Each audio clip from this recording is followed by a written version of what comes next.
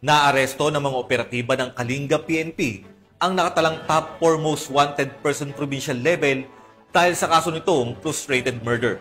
Ang report mula kay Patrolwoman Jesly Sabado.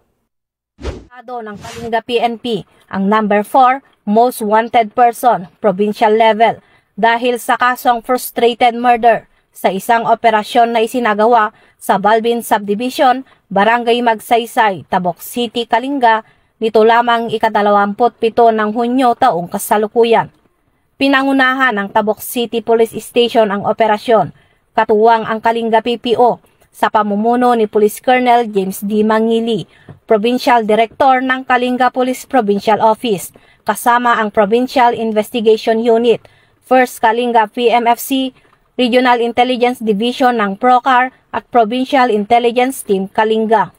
Naaresto ang suspect sa bisa ng warrant of arrest para sa kasong frustrated murder na inilabas noong Hunyo 16, 2025 ng Regional Trial Court Branch 25, Bulanao, Tabok City, Kalinga.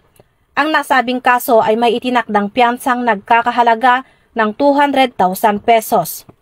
Matapos basahan ng kanyang mga karapatan sa wikang kanyang naiintindihan, agad na dinala ang suspek sa tanggapan ng pulisya para sa tamang dokumentasyon at kaukulang disposisyon.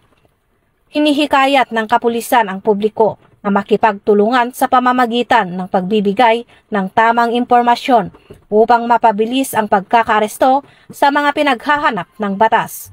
Mula dito sa Region Cordillera, ako yung PNN correspondent, Patrolwoman Jesly Sabado, alagad ng batas, tagataguyod ng Balitang Pulis.